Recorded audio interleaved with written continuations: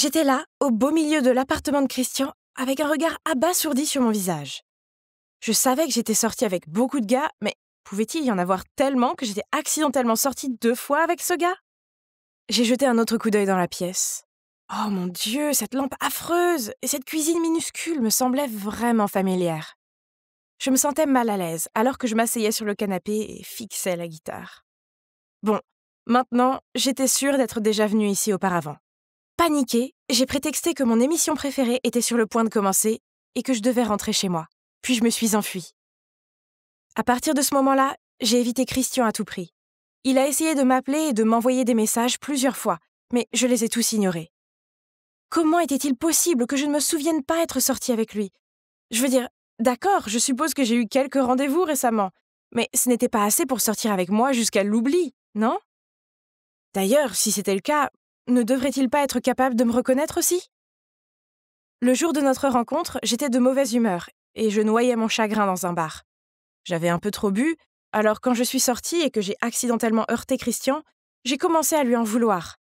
Mais, au lieu d'ignorer une fille ivre, il s'est assuré que je rentrais chez moi saine et sauve. Après cela, je ne sais pas si c'était un accident, le destin ou si Christian me harcelait, mais j'avais l'impression de le croiser tout le temps.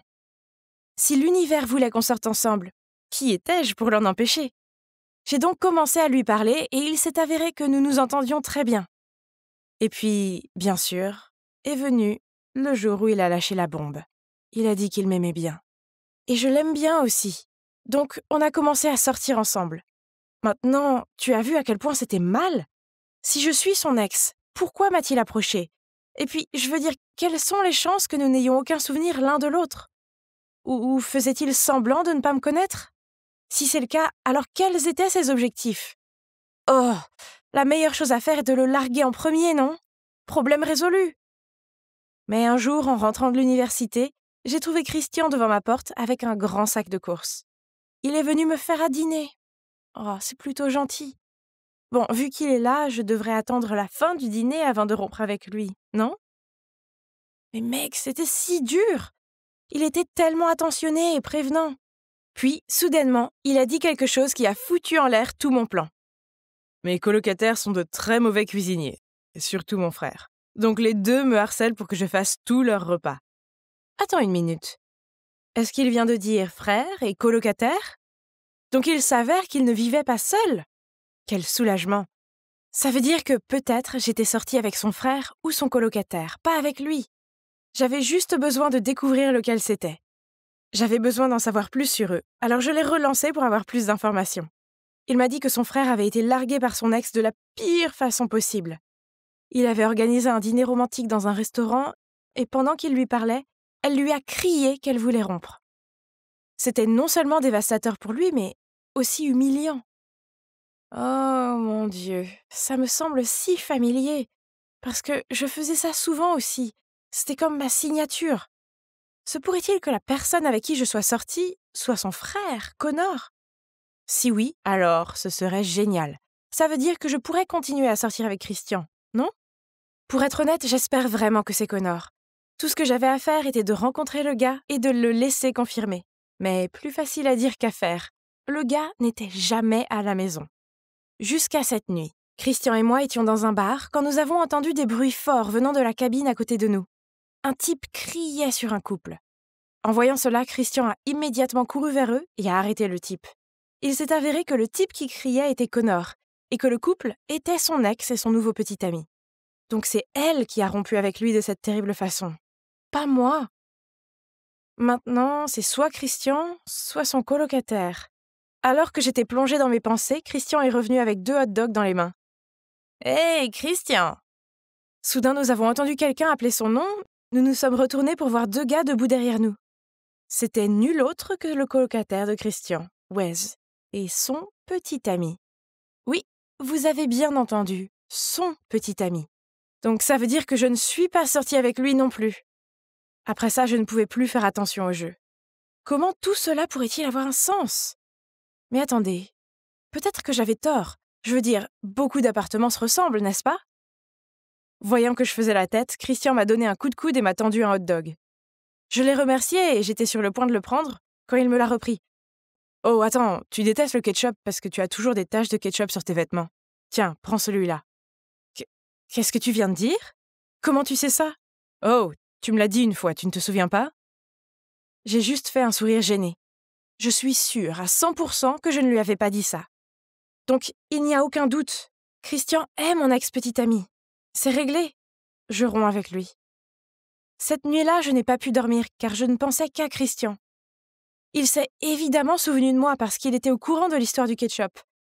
Mais pourquoi cet acte? Oh mon Dieu! Il veut se venger, j'en suis sûre. Mais, pourquoi est-ce que ça craint autant? C'était juste un gars, je pouvais trouver un autre petit ami assez facilement, non? Mais il y a des chances pour qu'il ne soit pas aussi gentil et attentionné que Christian. Ah. Une fois, alors que je stressais à cause de ma dissertation, il a veillé tard pour pouvoir la relire et me signaler les fautes de frappe. Et quand j'étais déprimée, il m'envoyait un gâteau, parfois une petite boîte de beignets avec un petit mot pour me remonter le moral. Ces manières mignonnes allaient définitivement me manquer. Mais je ne pouvais plus faire ça, il devait partir. Alors le lendemain, quand j'ai retrouvé Christian pour déjeuner, j'ai décidé de profiter de l'occasion pour rompre avec lui.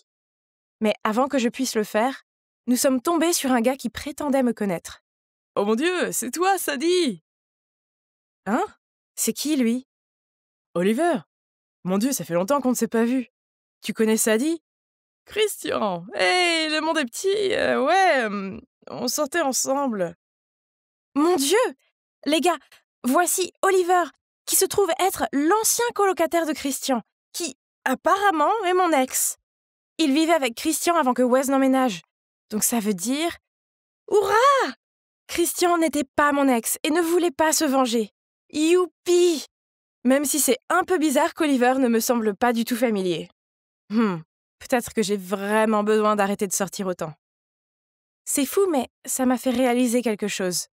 Je suis vraiment tombée amoureuse de Christian. Donc j'ai décidé d'organiser un dîner romantique dans un bon restaurant pour pouvoir lui dire « Christian, je ne peux pas croire que je dise ça, mais je t'aime. » J'attendais avec impatience qu'il me réponde. Mais non, à la place, il a éclaté de rire. « Hein? » Et c'est là que tout est devenu clair. Devinez quoi? Christian est vraiment mon ex. Quand on était au match de basket, j'ai fait une grosse erreur avec le truc du ketchup. J'ai senti que tu avais des doutes, alors j'ai demandé à Oliver de faire semblant d'être ton ex. Et ça a marché. Mais pourquoi? Qu'est-ce que je t'ai fait pour mériter ça? Oh waouh, tu ne te souviens vraiment pas, hein? Eh bien, ça prouve juste quelle terrible personne tu es. Tu te fiches de ce qu'est l'amour. Tu aimes juste jouer avec les sentiments des gens et passer à ta prochaine victime. Eh bien, laisse-moi te rafraîchir la mémoire. Nous étions un couple heureux jusqu'au jour où tu as décidé de mettre fin à tout ça sans même une explication. Juste au moment où j'avais le plus de mal. Les choses ne se passaient pas bien au travail et ma mère était malade à l'hôpital. Tu sais à quel point ça m'a brisé le cœur? Puis, il y a un mois, quand je t'ai vu larguer ce type en public, puis passer devant moi sans même me reconnaître, j'ai su que tout était une blague pour toi. Alors j'ai mis au point ce plan et je ne regrette rien. Puis il s'est levé et est parti. Quoi? Ça ne peut pas être vrai, hein? Parce que je n'ai aucun souvenir de ce que Christian vient de dire. Mais il avait l'air de dire que c'était vrai alors. Je suis allée voir mon médecin. En fait, depuis l'accident, je ne suis pas revenue ici pour un contrôle supplémentaire. Et vous savez quoi? Après plusieurs tests, on m'a diagnostiquée avec une perte de mémoire. Eh bien, cela explique beaucoup de choses. Vous voyez, il y a quelques mois, j'ai eu un accident de vélo. Je suis tombée d'une falaise, mais heureusement, elle n'était pas haute. Je me suis cognée la tête, mais je pensais que j'allais bien, car je me souvenais encore de ma famille et de mes amis. Il s'avère que je n'ai perdu la mémoire que de la période où je sortais avec Christian. Quelle ironie! Mais c'était un gros malentendu. J'ai cette mauvaise habitude que chaque fois que je sens que quelqu'un devient distant avec moi, je sauve la face en le larguant d'abord. Alors, peut-être que lorsque Christian était occupé à prendre soin de sa mère à l'hôpital, j'ai mal interprété la situation et j'ai rompu avec lui. Oh! Il avait raison, je suis une personne horrible. Je n'arrive pas à croire que j'ai laissé partir un gars aussi génial que lui. Mais non, pas cette fois. Je crois que l'univers m'a donné une seconde chance, c'est pourquoi je l'ai rencontré à nouveau. Alors j'ai couru à l'appartement de Christian pour tout lui expliquer. Mais quand j'ai frappé à sa porte, Wes l'a ouvert.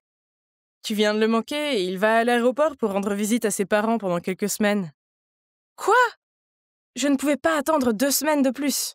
Alors j'ai pris un taxi pour l'aéroport. Mais sur le chemin, j'ai été coincée dans les embouteillages. Oh! Comment je suis censée le trouver maintenant? Attendez une minute. J'ai vu cette scène se dérouler de nombreuses fois dans les films. Alors, pouvez-vous deviner ce que j'ai fait ensuite? Oui, je suis sortie du taxi et j'ai couru comme une folle sur la route. J'ai regardé dans chaque taxi en espérant trouver Christian et, le croyez-vous, je l'ai finalement trouvé. Il avait l'air très choqué quand il m'a vu monter dans son taxi. Avant de me mettre dehors, laisse-moi m'expliquer.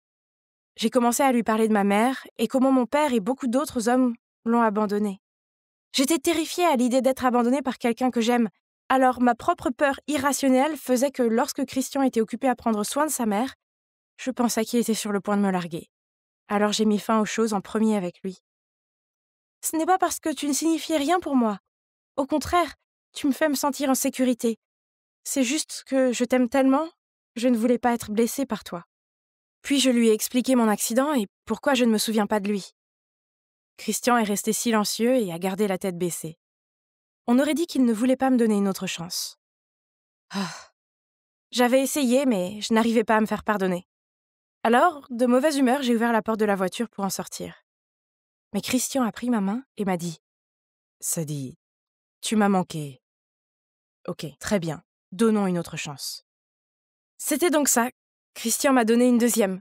Oh, attendez, en fait, c'est la troisième chance. Et pouvez-vous deviner ce que nous avons fait ensuite? Eh bien, je suis maintenant assise à l'aéroport avec Christian, attendant notre vol pour sa ville natale pour rencontrer ses parents. Je mentirais si je disais que je ne suis pas nerveuse.